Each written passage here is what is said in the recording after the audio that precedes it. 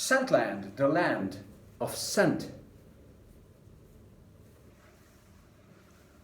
Hello and welcome everybody, Chris back with yet another fragrance review from a familiar location. I did the previous review from the very same plain and simple hotel room, and it has a reason. It has a reason because today I would like to introduce to you the younger brother of Chopard Pour Homme, Cerruti Pour Homme. The Chopard is from Switzerland, Cerruti from Italia, okay? But they are very much related to each other, not only in regards to the time when they came out, when they were launched back in 2006 Chopard and 2007 Cerruti, okay? But also in their way of how they behave and how they smell, okay? Here the two parfumeurs were involved, Maurice Roussel and Gilles Romy. And they have done a very similar job to Thierry Wasser with Chopard Pour Homme. Cerruti Pour Homme is a bit fresher. It has mandarin bergamot at the opening, okay, so it's a bit fresher, but it has anise as well.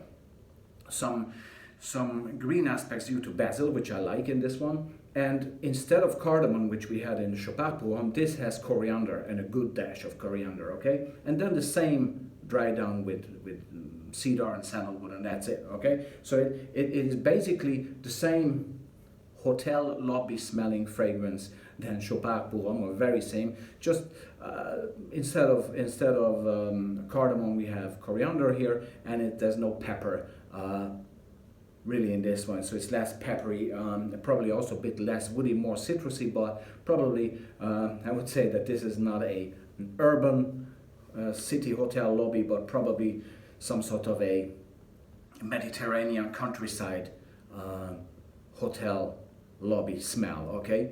The reason I'm saying this, and I will repeat much of what I said in the Chopard review as well, it's a nice smell, it is very well blended, it's uplifting, friendly, welcoming, just like when you enter a nice hotel lobby. It welcomes you, it surrounds you, it greets you warmly and friendly and with sophistication. Okay, that's all included in this fragrance. This fragrance smells like this scenario entering this type of hotel lobby. Okay, but that's it then. Okay, there's nothing more to that. I mean, it is pleasing yet is lacking real personality. Okay, and so therefore. It's similar to the Chopard. In regards to its overall appearance, it's a bit better done than the Chopard. Chopard is here, I'm referring to. That's the one, right? This is nicer. It has this nice, instead of blue, this is green, okay? And it's a bit more fancy with the cap. I like the cap actually, this type of scenario. It's not bad. It sticks also better. It holds the fragrance. It's better done than the Chopard, which is strange from a designer brand to be presenting a better bottle and better packaging than a jeweler related fragrance. So it's weird. But anyway, Cerruti Pour Homme failed nevertheless. It never got off, never took off, and it got discontinued fairly early. And the reason is the same like with Chopard Pour Homme. Lack of personality. It's a nice smell. It's pleasing and it's really nice, but it has a definite lack of personality, and again the same performance. The sillage and projection are low. It's there, but especially with olfactive fatigue you can very quickly get used to the smell. And I appreciate fragrances that are not pushing, but this is just not, it's not weak, but it's whispering, okay? And the whispers need to be compensated by using a lot of juice in order for you to be able to smell it even after the first application. And then if you want to go want to extend the longevity with this, you have to really go on 8, 10, 12 sprays underneath the shirt for this to be around. Then it's nice, it's very nice for you, for the wearer, and for the closest immediate environment, but it's not going to be much of a scent trail being left behind with this fragrance, okay? So don't expect that either.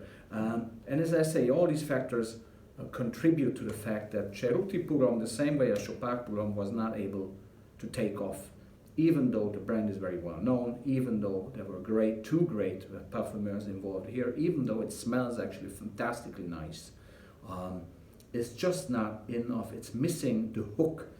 Probably that's the best comparison, or the best phrasing that I could give you. This fragrance, as well as the Chopard Pour Homme, these are missing the hook. And there were a few more around in the 2000s that had this aspect, that they were somehow lacking something or missing the hook in order to hook the customer, in order to be able to prevail and have a long life, because these fragrances that Cerruti Pour Homme was very rapidly discontinued after its launch. So, and again, it's a good smell. It's nice. It's sophisticated. It has some Italian spirit, but the punch, the hook is missing. Okay, and if you're missing the hook, this fragrance market shows no mercy. Okay, it will just, the waves of new releases will wash away Cerruti or Chopard or anybody if the fragrance does not have that personality, does not have that hook to attract the customer to make a purchase. Okay, it's as simple as that.